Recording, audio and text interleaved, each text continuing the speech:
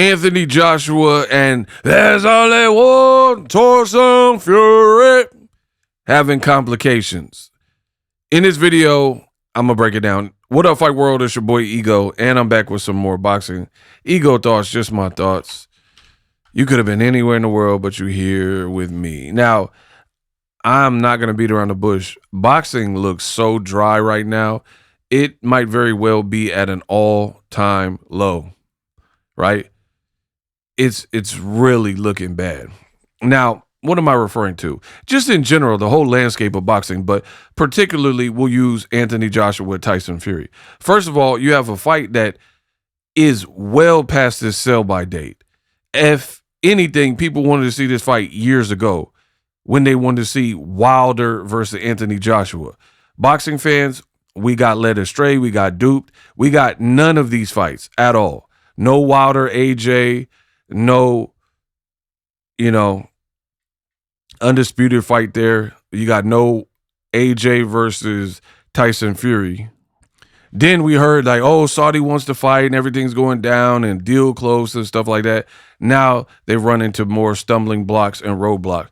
And I don't even have the energy to even get into it in depth, but I'll give you guys an overview. Apparently, AJ signed a contract, and apparently, based on Eddie Hearn, what he's saying, the contract was for the fight in the UK. Makes sense. 2 British UK fighters fight in the UK. Netflix don't want that, right? They want to fight in the USA in New York. So that's probably the biggest hurdle. Now, because AJ and his side, Eddie Hearn and Matchroom, kind of got them by the balls. If what they're saying is true, and there's an actual contract that stipulates the fight can happen in the UK, it gives you kind of leverage, right? So apparently, all these articles and whatnot are coming out suggesting that Eddie Hearn, he wants some things their way if they're going to concede and do the fight in New York. And it said Eddie Hearn lists demands for Anthony Joshua, Tyson Fury to go ahead in New York, right? And supposedly Eddie Hearn has all these requests. He wants to do the undercard. He needs all monies payable to Matchroom for future darts and snooker events. Apparently, they're saying allegedly that Eddie Hearn hasn't been paid in full for his involvement with the Saudis. Like, they haven't paid all their bills. That's what's being reported, right? And then you have Eddie Hearn, who's on social media, saying like none of the deal points that you're bringing up, some of the people online, are true. He was like, this is all false and propaganda. We need some amendments made, right?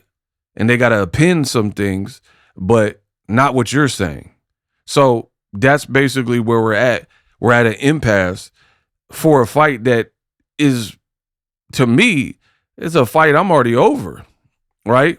It's a fight that should have happened years ago, and you got to do all this hoopla to try to make it happen and see it through. Now, according to MVP's Nikisa, he's saying this reminds me of a BS story around Canelo and Jake Paul that was planted by guys who shake your hand but place stories behind your back. They place lies claiming that MVP wanted Jake Paul to be treated as the A-side versus Canelo Alvarez, having him walk second in 2 of the 4 pressers and wants Jake's image bigger. So according to Nikisa, he's saying this whole Matchroom narrative is being placed by dirty actors. That the article that I just went over, that's the truth.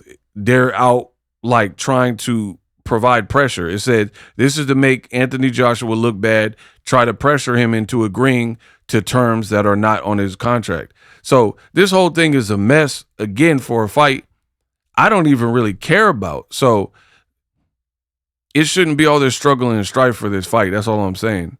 You know what I mean? So Nikisa is saying they experienced this when Canelo went a different way. They had to explain why the Jake Paul fight didn't happen. So lies were told, he's saying, where they were claiming that Jake Paul wanted this A-side treatment over Canelo, and that's why the fight fell apart and he went and did the deal with the Saudis. And they're saying basically that's not true.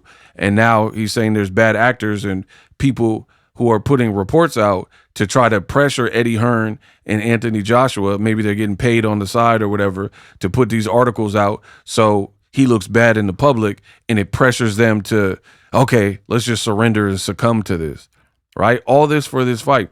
The other thing is, y'all said Turkey was saving boxing. Zuffa was taking over boxing. Where is Zuffa? Where's Dana White? You know what I mean? Why do they continue to have fights that they're involved with, and there's double talk about, are you going to recognize the sanctioning bodies or not? Jai Opataya had no problem being like going for undisputed, being a champion. Now he's suing the IBF or whatever, right? Doesn't this stuff seem weird to y'all? Ryan Garcia, Golden Boy fighter, and Conor Benn. We heard for the longest they were going to fight. Same thing happened with them. It was stalling, taking forever.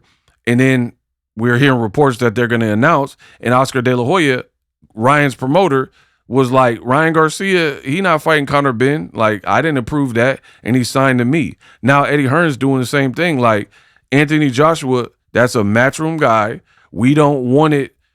We have a contract that says this, so we don't want this existing contract without changes made, right? So how come it keeps being this? Why? Like, what kind of seedy and grimy business is being done here to the point where you can't get no straight answers, and it takes forever for a fight that no one even really requested, Ryan Garcia and Conor Benn, or in 2026, AJ and Tyson Fury. So it just seems like a lot of hassle for fights that people aren't even demanding. And then why I'm saying boxing looks bad, Devin Haney's name's been linked to Rolly, didn't happen. Tank, didn't happen.